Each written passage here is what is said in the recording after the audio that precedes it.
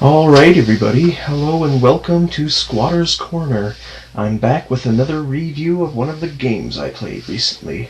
This time it's called Loom on the Turbo Duo, or the TurboGrafx 16 CD. That's the system that I played it on. A bit of history on that now. So recently, I don't suppose I've spoke about this in any other video, but I've had a few problems with some of my game systems, which is why there has been such a delay in uploading videos to my channel. I think it's been over a month, actually. I was having issues late April, throughout May, and bit of June, actually, with my Turbo Duo, so I had to send that away to get fixed. I have uploaded a video of my issues with the Duo on my channel, mainly meant, just as I said, for the technician that I was having worked on it. So that's sort of the reason for that. I had actually wanted to get playing this game right after, I believe it was Magic Knight Rayearth at this point. But no, I started testing a whole bunch of different games on it because I hadn't played the system in a while, and everything was working great until, as I said in that video, Dragon's Lair was popped in there, and basically right after the opening cutscene, during the in-game graphics portion of it, my capacitors died, so that was a kick in the nuts. But, you know, I sent it away, got it fixed, and it works pretty good now. So, and then during that period, I purchased myself a TurboGrafx 16 CD-ROM system. Now, I originally had one before, quite a couple of years ago, several years ago. I used to have quite a couple of pretty rare games for it as well. Forgotten Worlds. I still had Loom, of course. The few authentic discs that I have left over are sort of holdovers from that point in time. Maybe 2010, 2011, maybe 2012, I'm not sure. But no, I had some pretty rare ones like Dungeon Explorer 2, US version. I also had both Ys. I had Beyond Shadowgate. I had Valis 2 and Valis 3. Yeah, so, but you know, I don't know. I got used to playing the system on emulators and everything, and my stupid mind at that point just decided that it'd be a good idea to sell off all these games, right? So, in my mental ineptitude, I ended up selling all those games at pretty much the dirt cheapest price you could imagine, right? Simply because I just wanted the money right then and there. So, that's something that I'm kicking myself for ever since, right?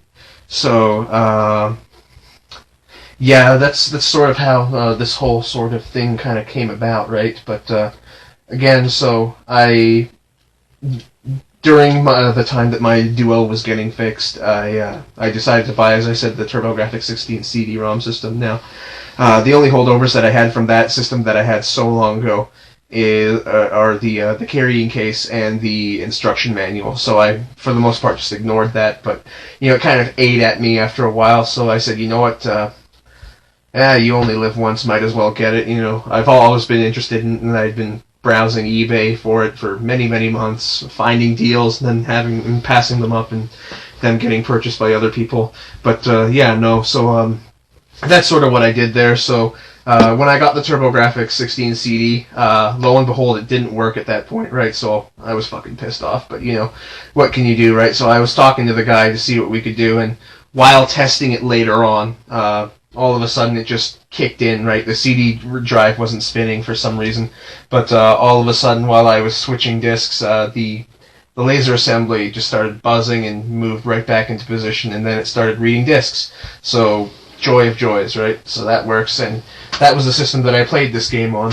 It's rather obvious because throughout the recording you can see that it's loading during cutscenes, which it's kind of peculiar. I'm not really sure why it does that, but you know, again, I'm glad that it worked and everything. It got me through the entire game. So there are going to be a few other games that I want to play on the console itself. I'm going to be doing a sort of stint into the Turbo Duo games now. I'm not sure if I'm all going to play them on the TurboGrafx CD.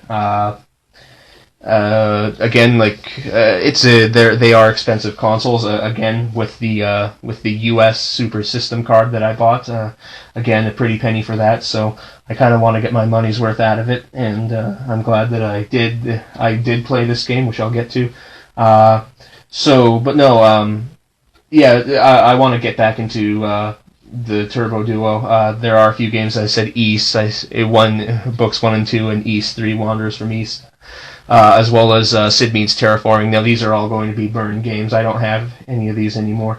And they're too expensive for me to go out and buy, right? So, and the reason for this is, the certain games that I'm selecting is because, again, I'm not very good at any kind of action-oriented games, and the East series, as well as some of the CD shooters, they're all action-oriented, but some of them have cheats that you can use on the console, which, I'm not above using, so that's certainly why I'll do that there. Just so you know, I won't get halfway through a game realizing it's too difficult and saying, well, shit, restart it on the PC and then just cheat my way back up to where I was originally. I don't want to go out and do that, so, but yeah, I know. That's sort of the history behind this game. Now, as for the game itself, I would say I like the game. It's entertaining. Loom. It's by LucasArts, fantasy adventure game by Brian Moriarty. Very, very entertaining, I would say. It's not without its quirks, as I'll get to, but and again, I think it could have been done far better on even the system that it's on, right?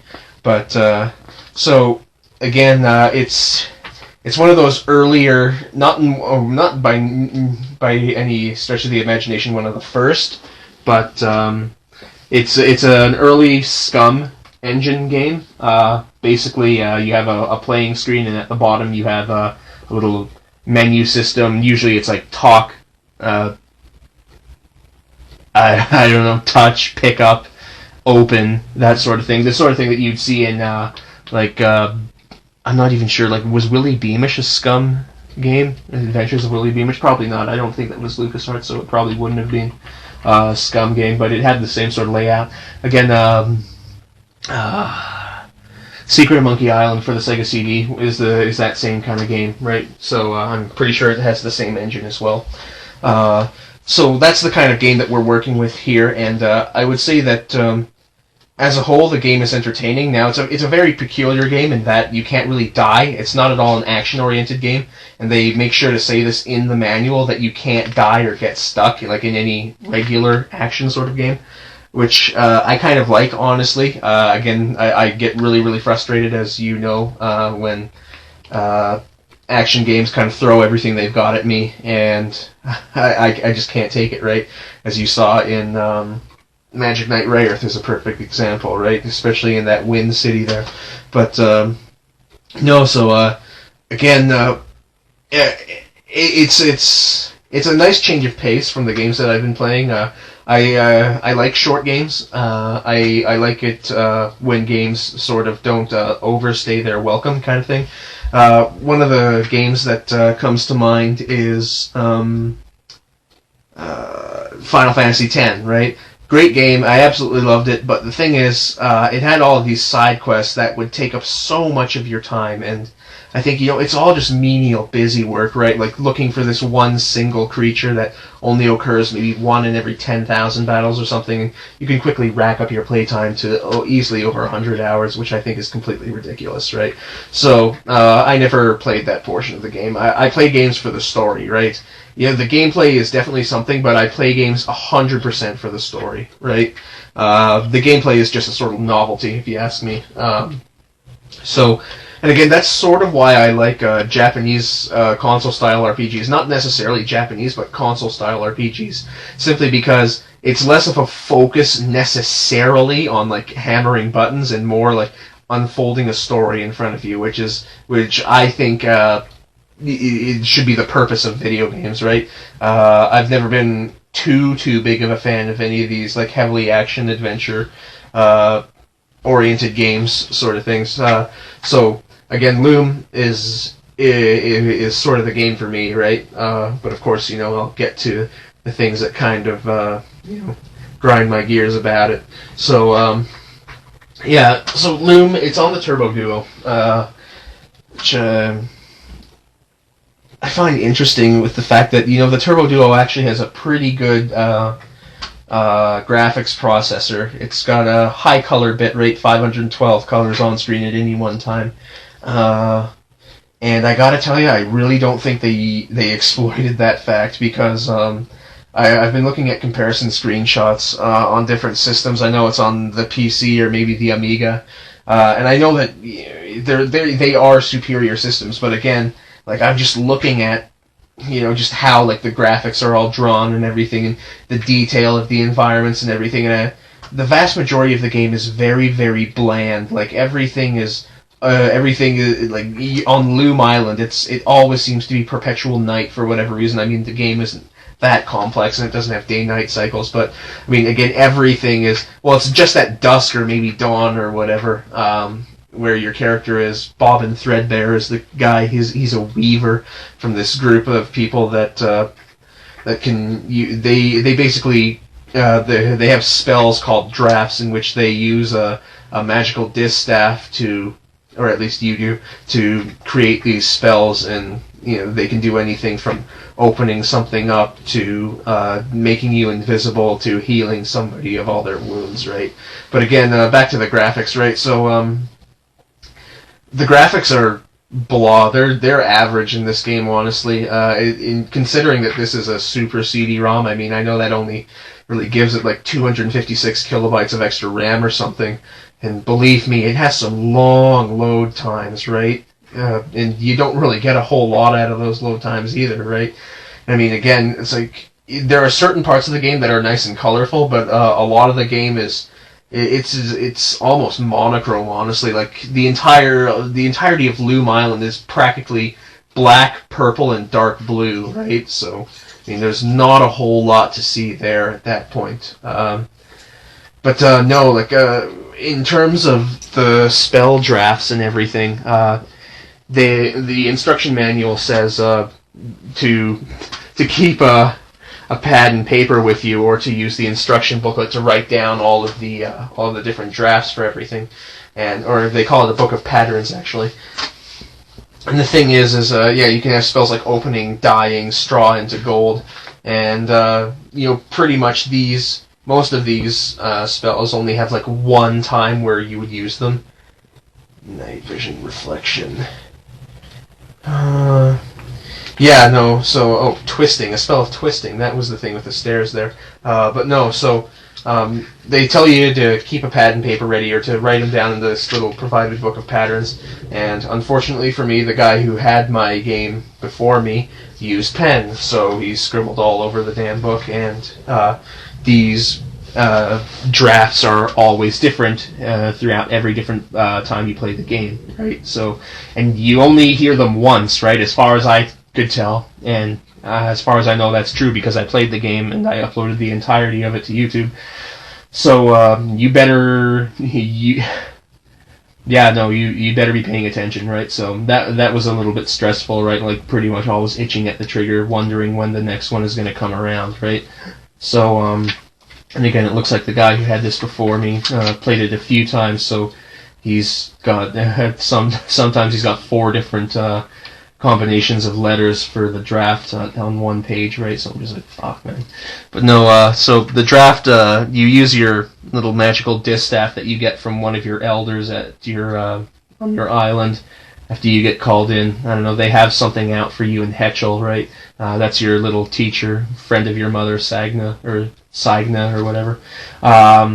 So the thing is that it's the sort of, and this wasn't explained in the manual, but it's sort of like the do, re, mi, fa, sol, la, ti, do kind of thing, but it's all like, I'm looking here, it's like, C, D, C, B, or F, G, A, or something. It's, I don't know, it's supposed to be this whole little do, re, mi, fa, sol, la, ti, do kind of thing, and sometimes you'll get confused because both the highest and the lowest note are the same note. They're both C's, right? Which kind of fucked me up, especially at the end, right?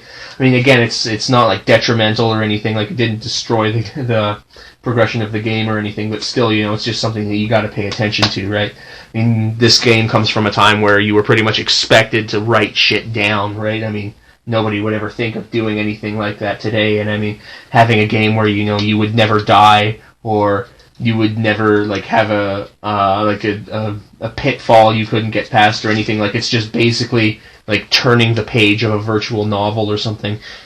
You'd have a really tough time marketing that to a modern day generation, but it clicked with me, so I was satisfied with it. But so again,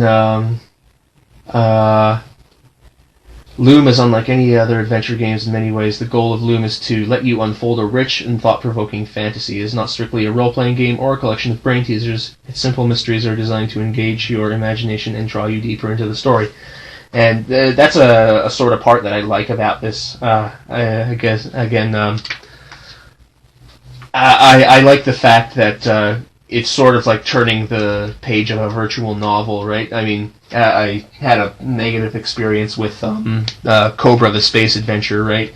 But again, that was a different developer, different kind of engine for the most part, and again, this game is heavily streamlined from something like that. It's not necessarily a visual novel, right? I mean, you don't have to visit all these different locations so many times, talking to all these different people so many times again and again and again, right? To advance the story just a little bit, right? But no, like in this game, the thing with learning these drafts is it's kind of confusing, right? Like you're never expecting to learn a draft from something, because I mean, like to get the spell of emptying or something, like you click on a flask and it would tip over and pour out, and that would it would play notes for you on your little distaff. This is the spell of emptying, or this is the spell of dying, right? And I'm not entirely sure what the purpose of the dying spell was, other than to dye cloth, which, as far as I know, is inconsequential to the story. So, yeah, no. And then at one point you leave Loom Isle, and then you go to this main island where there's an Emerald City, and you meet up with shepherds there, and so at that point, the graphics kind of get a little more colorful and everything, because all of a sudden it seems to be daylight, right? But of course, whenever you go back to Loom Isle, which is only later on in the game, it's night again, but it's not necessarily night anywhere else.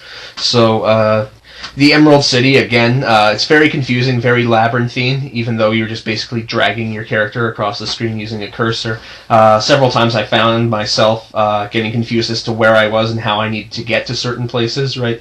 It's not like you can just click on wherever you want to go on the screen and your character will just automatically just, kind of ramble and gamble his way around the environment to get there. So, no, that was especially confusing in the Emerald City, as well as the Caves of the Dragon Slayer. That was very, very... it was frustrating a little bit, right? Again, it didn't take me too long to figure out, but I mean, again, it's just something that's kind of like, they could have made that a little easier, right? And I think at one point during the game, I kind of... I went to a certain place too early in the game. Didn't fuck anything up, but again, I just kept getting caught and sent down by these two guys who were polishing a scythe, right? You don't know why they would have that there. It gets taken by this chaos guy that's summoned by the main bad guy Mandible later on in the game anyways. I guess it's just a Deus Ex Machina that they have in the game. But, yeah, no, so you need to learn a few more spells. You need to cast yourself to be invisible to get past those guys, and you learn a song, or a draft from the scythe itself. I mean, everything seems to be linked to your distaff in this world, but so yeah, I mean, this Mandible guy, the sort of main antagonist in this game, I guess he's a means to an end kind of thing. He's not the last antagonist you fight, but he kind of comes in pretty late into the game, and as far as I know, like, he's had nothing to do with anything else but what you kind of see him doing, right? Like, he's trying to forge a sword or something, and you have to use, like, a spell of dulling or something to make the sword not sharp anymore. I don't know, like, these are really weird, like, really, really fucking specific spells, as if, you know, like, your path was marked by stars or something. But no, so, then later on, you figure out how to transform yourself into a dragon, only to scare away shepherds, who, in turn, teach you the invisibility spell. You meet a few shepherds, you learn a healing spell from them, from a sheep and everything. And then later on, you know, you get... you get taken away by the dragon, and in the dragon's lair, you end up turning all the dragon's gold into straw. Doesn't really piss off the dragon. Just remember to change it back before you leave, and, you know, then, of course, you know, he just lets you cast spells on him, right? So you make him go to sleep, and he burns down his little cave or whatever it is, because he snorts fire on all of the gold that you converted into straw. And I thought, well, if he sleeps on his gold, he would have melted all of his gold into a giant mound anyways, right?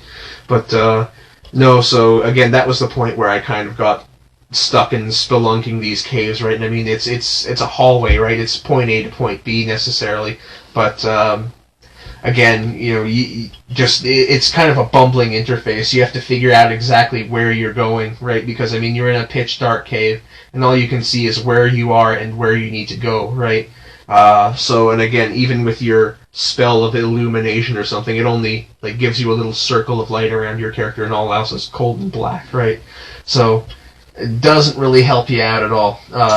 Then later on, you meet a blacksmith's son who was sent out to gather wood for their little anvil-shaped colony there, their stronghold or whatever. And he's a lazy bastard, so he goes to sleep. And you find him there, and you think, hey, you know, how can I exploit this guy to do my fucking mission? Which is pretty much, at this point, a lot of your elders and your friend Hetchel have been transformed into ducks and geese at this point, or swans at this point.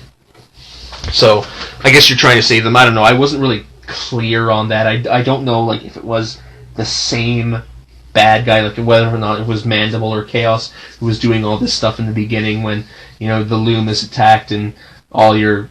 I don't know if they did that to themselves as well, right? Or, like, your elders and everything. That wasn't explained very well. At least not in a way I could understand it. But, so yeah, you've pissed off this dragon, right? And then you use this spell of reflection to kind of make yourself look like different people, right? So you basically swap images, reflections with this blacksmith's son, right? So he's a lazy bastard and he goes to sleep, and then you swap images to look like him and he looks like you, right? So, and then you... Now, why the hell did you even have to go to the blacksmith's colony anyways? Huh. I don't even know. That's really weird. It's escaping me now at this point. Hang on a second, I got my video here. I'll skip there. But no, pretty much what happens is that you, after escaping the dragon's lair, using your weird twisting spell, you kind of straighten up a spiral staircase that's been broken in the middle, and I'm just like, well, fuck, you know, that I didn't expect it to work like that. Again, it just seems to be Deus Ex Machina after Deus Ex Machina with this game, right? But so no, I just have no idea why. Since before the shadows or something, I don't know. And he calls it the Forge. I'm talking about the blacksmith's place here now. What brings a weaver to these parts? I don't know. Tell me. I'm looking for a flock. Yeah, a flock of swans. It could be a flock of seagulls for all it cares. Plenty of vultures, though. Okay. So, yeah, it's pretty much, you know, just looking for his friends or something, you know. And he just goes to sleep right there. So, yeah, I don't know, like... There's not a whole lot of prose in this game, now that I think about it. Doesn't really... it doesn't really lead you around by the hand, and it doesn't drag you by the nose, but it doesn't really give you a whole lot to work with either, right? Like, he goes to sleep, you'd think, like, waking him up would do something, right? But no, I don't know, again, I was reading a walkthrough while playing this game, so as far as I was concerned, it was just, instruction after instruction, and I would follow it to the letter, right? Again, with a game like this, I needed to look at a few different walkthroughs, especially in the beginning when I needed to get the spell of illumination from looking into these 4 little holes, these knot holes on trees where owls lived, and I couldn't find the 4th one, right? So it wasn't clear to me where it was and or where I needed to go to get it. So I needed to look at a couple different walkthroughs, and that's a giant pain in the ass, especially with a game like this, which is not like super mainstream, and it's rather old. And not a whole lot of people have played it, right? So or necessarily nowadays, right? So, Nailbender is the guy's name, I guess. So, yeah, again, I'm not entirely sure why you would need to go to the blacksmith's forge. But I guess it's entirely a means to an end, right? Because you get your distaff taken away from you, and you need. I guess you were trying to meet Hetchel or something, right? But you weren't on purpose trying to get your damn distaff stolen, right? So he takes it and throws it in the furnace and throws you in prison, and your friend Hetchel needs to go. Come in duck form, to rescue your sorry ass. All the while, the sleeping kid that you left there, looking like you, gets found by the dragon that you pissed off, and he gets rather gruesomely eaten, right? Huh. Nice for the ESRB rating, even though it's before the ESRB. 1992, yeah, probably 3 or 4 years before that ever came around. No, that was really a surprising thing to see. I was like, huh, yeah, they don't mince around it, that's for certain. But no, so at that point, the kid gets eaten and everything. Yeah, sink my teeth into. Yeah, how goes the sharpening edgewise? It seems that a lot of the names here are puns or something. Yeah, no. Or I guess this is, I don't know, you meet Mandible is this the forge?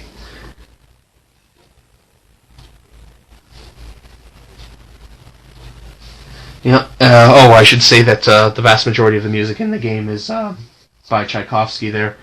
Saves money because it's public domain. And, I swear to God, I had heard that sort of thing, that sort of music before. Like, this comes right out of like Dracula's opening credits or something from 1931 with Bela Lugosi. The na na na na na na na. Right? You'll recognize it if you hear it, right?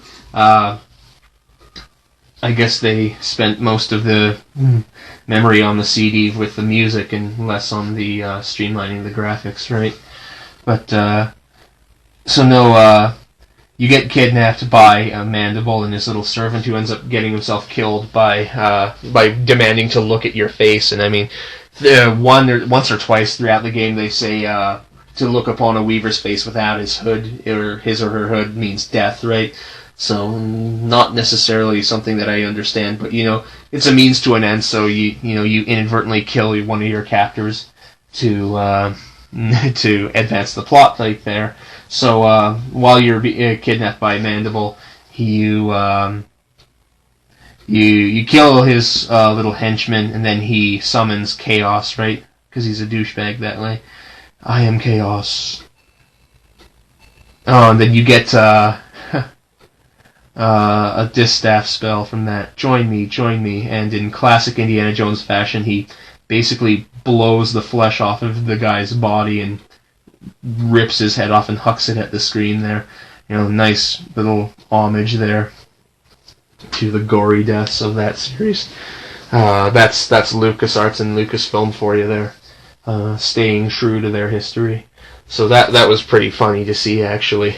But no, so at this point in the game, you're pretty much just going through all these different places where you have done wrong, or people have died and that sort of thing. Like, you resurrect the blacksmith's son using the heal spell. You resurrect all the shepherds who had been killed by the dragon. And then later on, you hit up this weird celestial lake where all of your guys are, your little swan friends. And again, I still don't understand, like, what the hell is going on at that point, right? I don't know. It's weird. This game's narrative kind of just progresses, like, without really any explanation necessarily. And again, I was using a walkthrough, and I was paying attention to all the dialogue, right? And later on, the Chaos guy, he tries to say, "Oh, I'll let you be my advisor. I should expect your full cooperation in this historic exchange of goodwill," or something. But of course, you're the good dude, and you can't say no, or you can't say yes, so fuck you, right? So yeah, later on, you're in this long, drawn-out sequence where you and Hetchel as a duck are running around the chaos in the Loom temple, or the tent with the Loom in it on your island, and I don't know, like, the fucking Chaos has a giant scythe. Why doesn't he just kill the both of you, right? Instead of casting spells to stop Hetchel from speaking, or turning her into a fucking barbecue chicken or shit like that, right? So, I mean, it's a long, drawn-out sequence where, Chaos casts a spell, then you dispel it, Chaos casts a spell, then you dispel it, and then, you basically have to destroy the Loom by creating an interdimensional cross rip that basically tears the world in half. In that way, I understand it, right? Like, if that's how it is, then I sort of understand it. But again, at this point, it's weird. They said, "Oh, how unfortunate it is for the people on the other side of this rip in time," or whatever. I don't know. Like, are they talking about the people on the planet that Loom is? Like, are they just talking about the people on the other side of the rip? Like, they can't travel back and forth to the same geographical locations? Are they all going to die? I don't know, right? I mean, at this point, you basically just hover into this, this rip in the space-time continuum, and Chaos hucks his scythe at you for once and everything, and of course it just falls away and does nothing, right? And then later on, you just turn yourself into a swan, and Bob's your fucking uncle, right? And it seems that the scythe becomes the moon at the end. I don't know, right? Like, I just don't know, right? I don't even know how, like, is Chaos even destroyed at the end of the game? I don't even know, like, if he, like, again, like, no, it doesn't, right? Like, it's as if you just basically create a wormhole between, like, these two locations, and I guess, he can't cross over it because, I don't know, that's the whole thing, right? I don't know, it was really, really confusing that way. So, yeah, leaving so soon, Weaver Boy, and throws away his only weapon, now he's useless. Whee! And he misses you, dumbass. But no, so, this is pretty much the end of the game at this point. You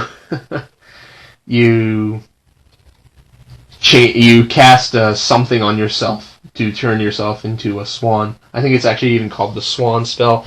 I don't even know the significance of swans. I really, really don't, honestly. This portion of it was really, really confusing. Like, again, like, is it, like, your little space-time, like, celestial lake thing, like, is that the only portion of life that's in existence anymore after you created this cross rip by destroying the Loom? Like, was everything, like, kind of coalescing from it? like on this planet, or like I don't know. Like they said that on the expert mode. I played the standard mode, but on the expert mode there'd be another cutscene or something. And I gotta tell you, there's a lot of shit to explain in there. So I guess it would sort of be worth playing it on expert mode, but I didn't want to deal without the little musical bar that you play the shit on. It was just another thing to make the game harder to play. And again, this is at this point, I was being confused by the two does, right? Guess that isn't a draft, and then you have to select things to cast spells on. Yeah, it's little nuances that could have been streamlined in games like this, but no. So with all that in consideration, it's not a bad game. I liked it, as I said. I like the idea of it. It was entertaining, and I'm glad I played it. But again, on a CD game like this, the graphics could have been better, and the story could have been fleshed out a lot better. And again, like it just seems to be dragging you around by the nose to every different locale for seemingly no reason other than to advance the plot, right? But no, other than that, I mean, it's an earlier game, and I'll give it flack for that. I'll cut it slack. So other than that, that's sort of my opinion of Loom. It's a fun little game. I'd recommend playing it probably on a PC kind of system, because it's not really designed to be played with a D-pad and buttons. And of course you'll get better graphics on different systems, right? Which I find very interesting, because again, the Turbo Duo, while it being an older system, had a pretty capable graphics card, right? So yeah, but other than that, like I don't know, like at the end they're carrying this fucking space blanket around with them. It looks like a curtain with space, and I don't even know what the hell's going on at this point, right? They basically just carry it across the world or something, and yeah, that's sort of it. It just kind of ends at that point, right? They just kind of carry it across all these different landscapes that you were at, and the scythe, at least I think it's the scythe, or maybe it's something symbolic. It kind of flies through the sky, and as far as I know, it just becomes the moon, and that's the game. Credits roll, right? Apparently Orson Scott Card had something to do with this game, but I gotta tell you, with a name like that, you could have had a way better cohesive story, right? But no, again, I'm kind of getting ahead of myself here. Again, it was a good game. It was a fun game. I have no game-breaking qualms with it. Could be better, not perfect. I guess that's how we'll leave off there. So that's Loom. Good game. No real problems with it. So I'll get to playing other games on the Turbo Duo or Turbo Graphics, and I want to go and play pretty much the most of the games on the Turbo Duo that I can. If I can't play them on the system comfortably, then I'll play them on an emulator. Of course, it'll be obvious when I do, but no. So it's going to be TurboGrafx CD games for the next little while there. So I hope a few more people will watch my videos other than the 2 subscribers that I have, and the maybe 1,000 the collective 1,000 views that I have across all of my more than 100 videos. But hey, you take what you can get from life. It's not a terrible time. I'm having fun doing this anyways. So yeah, special thanks to George Lucas. Yeah, you always got to say that. I'm sure he had nothing to fucking do with this game, but no. So yeah, that's pretty much it there. So that's Loom there. Thank you very much for listening. Skwatter out. See you next time.